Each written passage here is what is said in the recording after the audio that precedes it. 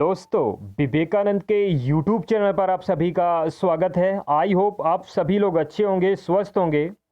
देखिए, आज के वीडियो में आपको ट्रिक के माध्यम से बताऊंगा कि G8 देश कौन कौन से हैं।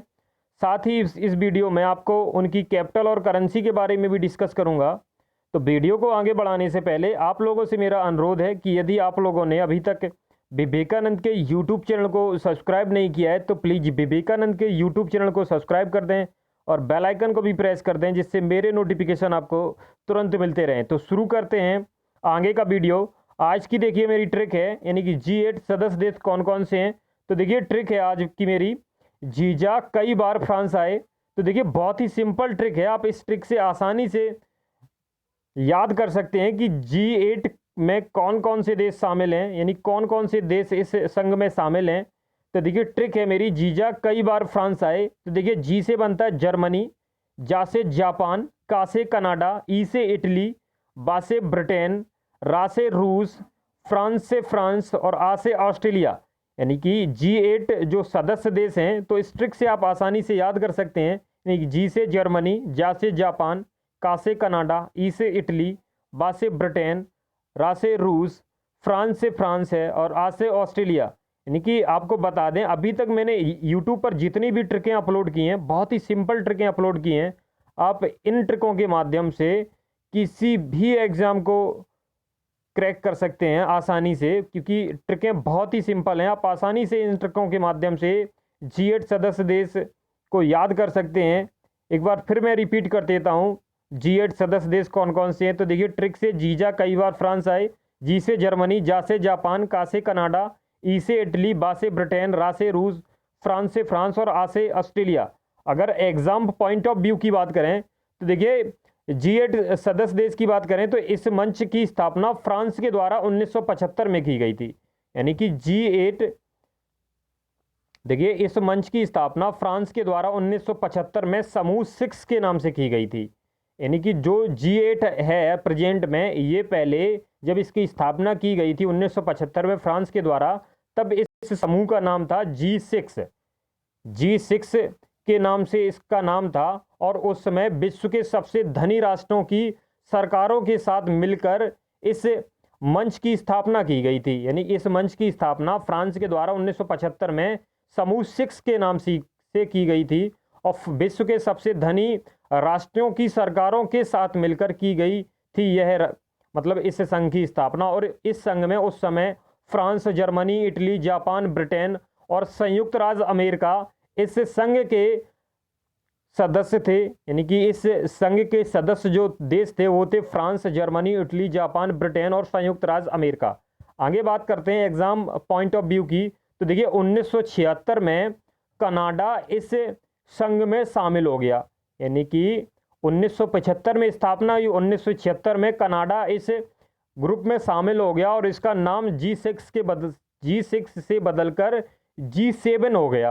यानी कि जब देश आगे एक और मिल गया तो G6 के हटके G7 हो गया इस मंच का नाम। आगे देखिए, इसके बाद 1997 में रूस को इस संघ में शामिल कर लिया गया। इसके बाद 1997 में रूस को इस संघ में शामिल कर लिया गया और संघ का नाम बदलकर G8 रख दिया गया। यानी कि सबसे पहले 1976 में कनाडा इस ग्रुप में शामिल हुआ, तब इसका नाम रखा गया G7। और इसके बाद 1997 में रूस शामिल हुआ, तब इस ग्रुप का नाम रखा गया G8। आगे देखिए, G8 की मेजबानी करने का क्रम बताता हूं आपको। तो G8 की मेजबानी करने का क्रम है, देखिए फ्रांस, अमेरिका, यूनाइटेड किंगडम, रूस, जर्मनी, जापान, इटली, कनाडा। यानी कि इसमें देखिए G8 की मेजबानी करने का क्रम है फ्रांस, अमेरिका, यूनाइटेड किंगडम, रूस, जर्मनी, जापान, इटली, कनाडा।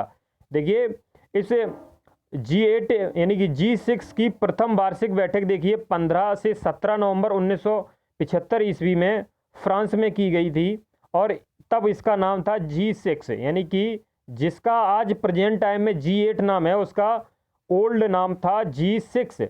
आगे देखिए, बात करता हूँ फ्रांस की कैपिटल की बात करता हूँ। तो फ्रांस की कैपिटल है पेरिस और देखिए यहाँ की जो मुद्रा है वो है यूरो, CFA, फ्रैंक। आगे देखिए, रूस की कैपिटल है मॉस्को और यहाँ पे जो मुद्रा है वो रूसियन रूबेल।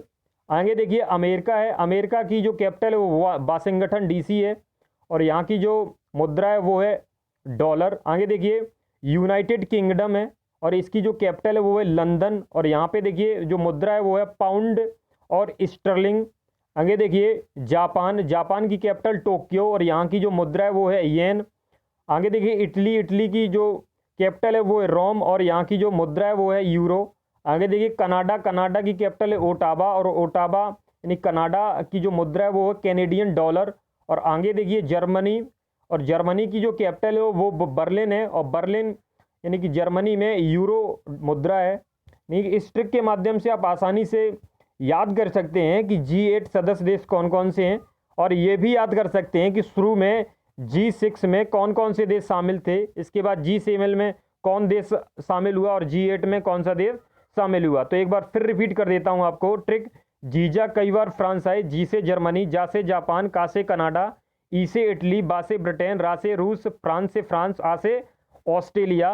और देखिए 1976 ईस्वी में कनाडा इस ग्रुप में शामिल हो गया और इसके बाद 1997 में रूस इस ग्रुप में शामिल हो गया। तो मैं आशा करता हूं ये ट्रिक आपको अच्छी लगी होगी। तो बस वीडियो के अंत में एक और मेरी रिक्वेस्ट है आप लोगों से कि यदि आप लोगों ने अभी तक विवेकानंद के यूट्यूब चैनल को सब्सक्राइब नहीं किया तो प्लीज़ विवेकानंद के यूट्यूब चैनल को सब्सक्राइब कर दें और बेल आइकन को भी प्रेस कर दें जिससे मेरे नोटिफिकेशन आपको तुरंत मिलते रहें। तो थैंक्स फॉर वॉचिंग दोस्तों।